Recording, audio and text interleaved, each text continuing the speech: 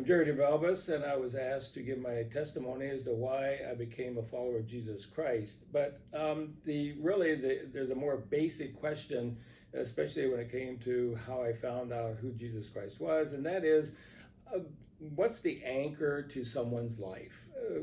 What it gives you meaning and direction? Is it your career? Is it your family? Is it politics? Is it your I just hope that I get to retirement?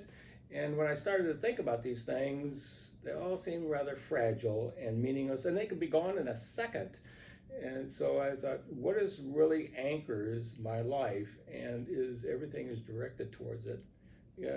About 15 years ago, I sat down with a gentleman, and he basically was asking the same question, but he came at it from a different direction. He was studying Eastern mysticism, Hinduism, Buddhism, those kinds of religions, and he had a lot of questions about Christianity, and that's why I was talking to him, or I should say I was listening to him, because he was asking questions, and I would interject a question to him to clarify things, and it lasted about an hour and a half, and he knew where I was coming from because he knew I was a believer. And at the end of that time, he asked me, he said, "Well, why do you believe?" And I said, "Well, that's easy. Empty tomb." And he looked at me and he kind of like, "What?" And I said, "Empty tomb." And that gave me a door to open that I could explain the death and the resurrection of Jesus Christ and what that means to him. And it's the search for true meaning and an anchor of my life. The old adage, the guy with the most toys at the end of life wins, seems to be very shallow, and it's very depressing, and it just didn't seem right to me. I was raised in a military family. My dad was a career officer. We moved around a lot. And so friendships and a sense of community and church grounding it was just very scattered, very temporal, transitory. To give you an example, I started high school in Springfield, Massachusetts. I graduated in Los Angeles, California. 3,000 miles away. So any kind of sense of community was very transitory, very shallow. And there was no sense of God and who he was in my life, and our church life of our family was somewhat scattered, and it wasn't articulated well. So I was left thinking, what is life really about? What anchors your life? That everything else revolves around it. When I graduated from college, that became even more acute because I was married, I needed a career, but what really was going to anchor my life? Because everything else can be gone in a second. And I realized that, and I kept wondering about that. It bothered me. It bothered me through high school. It bothered me through college. And now here I am, I'm married. So what is it that truly can anchor one's life and give you direction and give you a sense of meaning and purpose and fulfillment? And I started reading. And I read all kinds of materials, but no one could really answer that question. And even I read existentialist philosophers, and they couldn't answer that question. And finally, at some point in time, I picked up a Bible. I don't remember where it was, but it was in the early 70s, and I started reading the Gospel of Matthew, and got through Matthew, got through Mark, and I was intrigued by Jesus' life, his parables, and what they were standing for, and what they meant, and the challenge to them.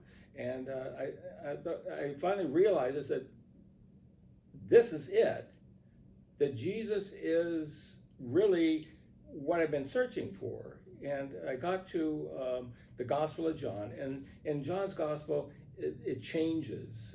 The theme changes. That Jesus is now not only telling you who he is, but he's also defending it against the scribes and the Pharisees and the priests.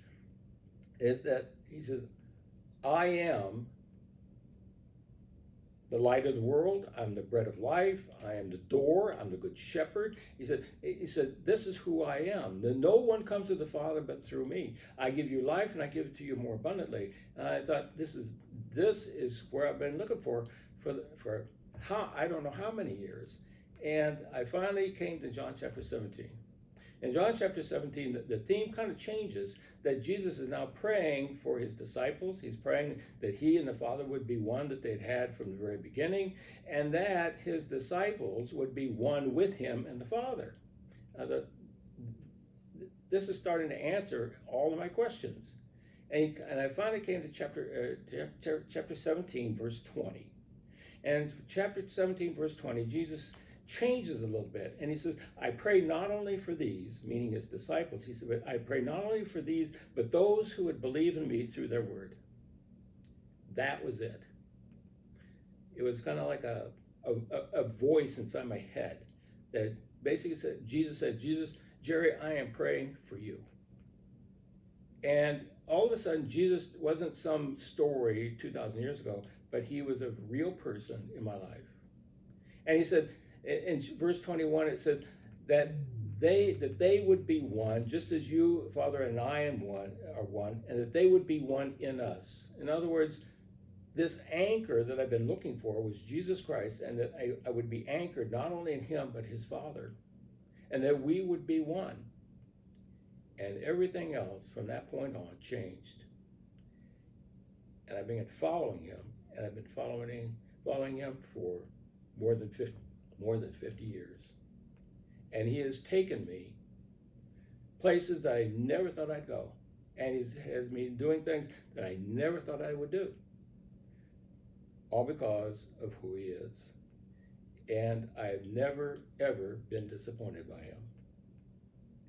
I'm reminded of of Jim Elliot's statement that he gives up what he can lose in order to gain what he can't lose. And you can't lose Jesus Christ. You cannot ever lose him. He is the anchor of my life. He's the anchor of anyone's life. And you think, why? What's so important about Jesus Christ?